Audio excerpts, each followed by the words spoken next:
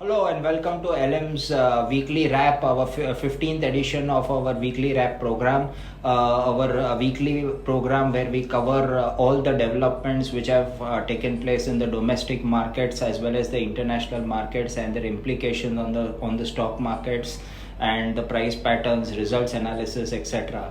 With me is Jash, Senior Equity Research Analyst at LM Securities, and he will be briefing us about the international developments, the developments in the domestic markets also, which will be followed by a sectoral roundup from my side. So Jash, it's been a busy week. Yes, thank you, sir. Yeah, it's been a busy week. We had a lot of earnings. The results coming out. It's the earnings season. We ought to be busy. So basically, I'll start with the global markets with a tinge of domestic markets, and then go to domestic markets properly. So to start with, Nifty has held 18,000 very strong.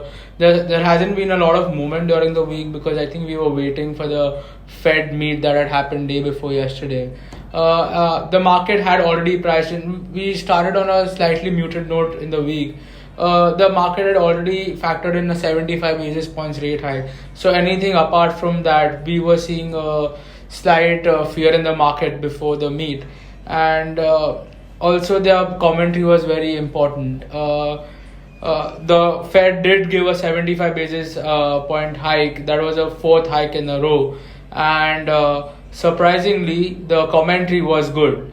To give a brief understanding on that, I would say that the US is showing early signs of growth, which enabled them to say that in the next month the rate hike would be about 50 basis points and not more, which the markets cheered. The US markets also cheered that, and hence the domestic market also did that.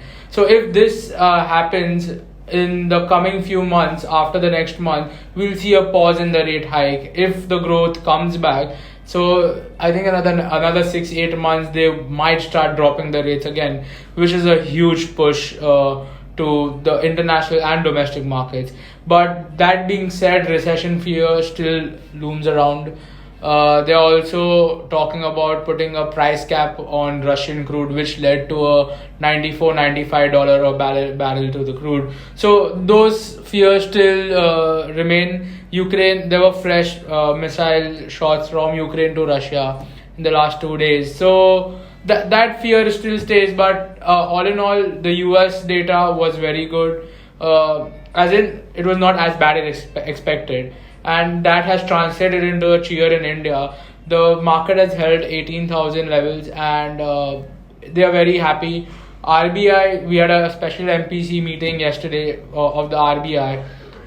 They have said that they want to maintain the inflation rates at about 4.5%, majorly at 4%. They are going to take steps ahead. But I don't think there is a lot of room for fresh rate hikes. There will be about maybe 30 to 50 basis points in the coming few quarters, but not more than that. The yields have been cheering, the government yields have been cheering, and I think we are poised for growth. There might be some consolidation in the coming few months, but in a long-term story, India is the best placed. For growth story, you should remain invested, but I think carefully invested. And to round it up, I'm going to give it back to Nirav sir for the sectoral performances and the earnings updates. Thank you. Yeah, thank you, Jash. So I think the US maintaining the stance that they want to restrict spending, investment and consumption in a restricted way. The idea being is to curb the inflation, to keep the inflation under control. Inflation control remains the top priority of the US Federal Reserve. Nonetheless, I think they have indicated that it's too early to talk about a pause in the interest rates. So we will be in a kind of a wait and watch mode about how things play out.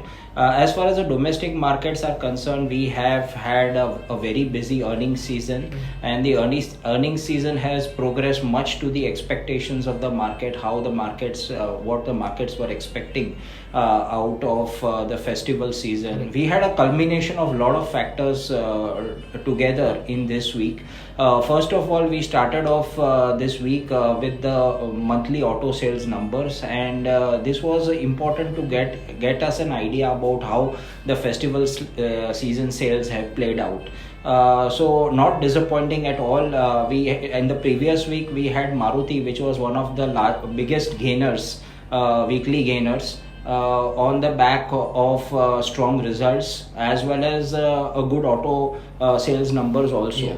In this week, we saw auto stocks perform exceptionally well. We saw amongst the biggest gainers were stocks like Bajaj Auto. We had Mahindra and Mahindra, Eicher Motors. We had Tata Motors, which were among the big gainers in this week. So I think auto has performed exceptionally well in this week. Then coming to banking, I think we had divergent trends being seen in banking. In banking, we saw the private sector banks take a breather. We saw Axis Bank, ICICI Bank amongst the stocks which lost quite a bit of value in this week. They were amongst the big losers of this week. But the biggest turnaround story has been that of PSU banks. I think PSU banks have turned around the corner, and I think we'll in the coming months we are likely to see a good value proposition emerge from the PSU banks. I think Canara Bank posted good set of numbers yesterday. Bank of India posted a good set of numbers, and markets will be looking forward to numbers from SBI and Bank of Baroda tomorrow. So that's going to be a very important factor. Apart from this, the smaller nimble banks have made some of them have given exceptionally good performance. Case in point being Federal Bank and Karnataka Bank. Both these banks continue to see very good follow-up buying also. The result reaction was very strong, but at the same time there was good follow-up buying also. So this just gives us an indication that PSU banks and smaller private sector banks are also poised to play catch up in the months to come. So I think that is a space to watch out for from a value creation perspective. Third is the cement sector. I think the cement sector is expecting the demand to come back from November onwards. So I think we're very hopeful that demand is likely to catch up now. I think that is being shown in the prices of the stocks. Clearly, it's being reflected. Ultratech Cement being one of the biggest gainers of this week.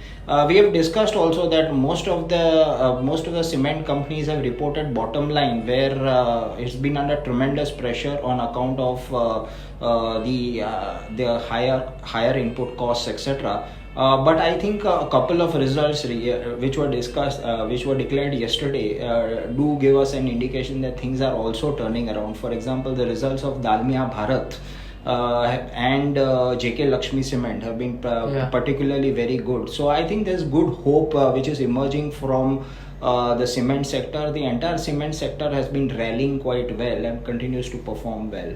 Amongst the sectors which are quite quiet, basically from the performance point of view, we had the FMCG sector which was quiet during the week, and IT sector which is under a tremendous pressure on account of the developments in the US markets. We've seen the Nasdaq Composite correct significantly, and that impact is being felt on the IT sector. The experts are of the view that with a lag effect, we are likely to see the IT sector come under a lot of pressure going forward. So these were some of the sectors which we have discussed, and I think a couple of other sectors which are looking quite good are the pharma sector.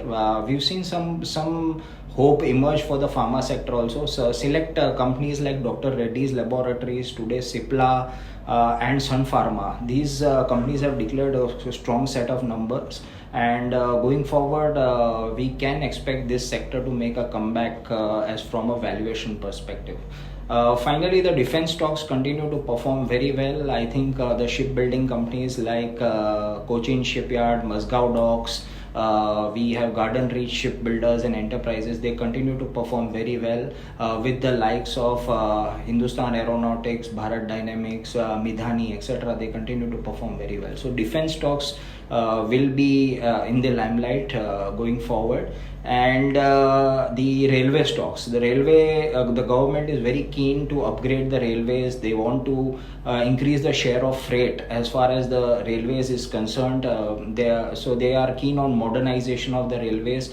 So huge amount of money is going to be pumped into railways till I think 2030. So there's a lot of visibility which is coming into the earnings of companies which are related to the railways. So we have the likes of Rail Vikas Nigam Limited, we have Railtel, we have Ircon, we have IRCTC. All these companies could benefit in a significant way on account of the positive developments in railways. A lot of other things to discuss, but paucity of time definitely restricts us. I hope you liked our session. Kindly do write to us with your feedback on our videos, and we will revert back to you. Thank you. We hope to catch you very soon with the next edition of LM's Weekly Wrap. Thank you. Thank you.